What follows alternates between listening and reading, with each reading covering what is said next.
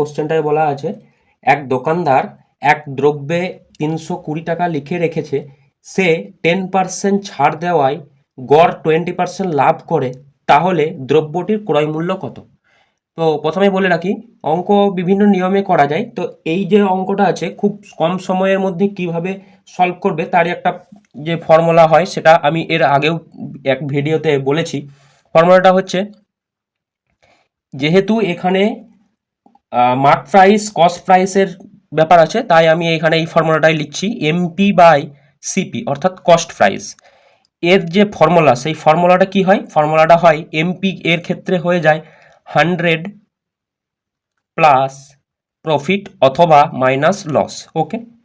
আর সিপির ক্ষেত্রে হয়ে যায় 100 মাইনাস ডিসকাউন্ট। দেখো সেই কন্ডিশন স্যাটিসফাইড করছে, যেহেতু এখানে প্রফিট হয়েছে আর সে প্রফিট করতে চাইছে 20% আর 10% ছাড় দিয়েছে, আর আমার এখানে কস্ট প্রাইস জানতে চেয়েছে, তাহলে আমার কস্ট প্রাইস এখান থেকে খুব সহজেই বেরিয়ে যাবে।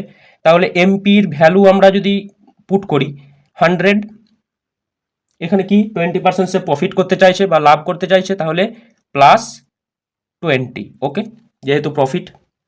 আর সিপির ক্ষেত্রে 100 মাইনাস ডিসকাউন্ট, ডিসকাউন্ট কত দিয়েছে 10, তাহলে এখানে লিখবো 10, ওকে। 10% ডিসকাউন্ট, তাহলে 100-এর 10% হচ্ছে 10। বেশ, এবার উপরে কত আসছে 120 আর নিচে আসছে 90। এটা ক্যান্সেল করছি 3 দিয়ে, 3 আর এটা 4, তাহলে হয়ে গেল কত 4/3। তাহলে এমপি অর্থাৎ মার্ক প্রাইস আর কস্ট প্রাইস সিপি, এদের রেশিও পেয়ে গেলাম 4/3। এবার কোশ্চেনে কি বলেছে, আমার এমপি তো বলে রেখেছে 320 টাকা, কোনো বস্তুর এখানে বলে দিয়েছে যে বস্তুটির মার্ক প্রাইস বা চিহ্নিত মূল্য দেওয়া আছে কত 320 টাকা, সে লিখে রেখেছে। তাহলে এখানে 4-এর ভ্যালু দেওয়া আছে 320, তাই তো 320 টাকা দেওয়া আছে, তাহলে 1-এর ভ্যালু কত হয়ে যাবে 320 ডিভাইডেড বাই 4।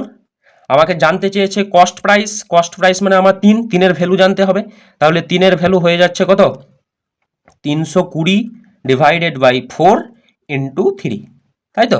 তাহলে এটাকে যদি আমরা ক্যান্সেল করি 80 হয়ে যায়, তাহলে সমান সমান কত হচ্ছে 240, ওকে। তাহলে সিপি বা কস্ট প্রাইস কত হয়ে যাবে, সিপি হয়ে যাচ্ছে তোমার 240 টাকা।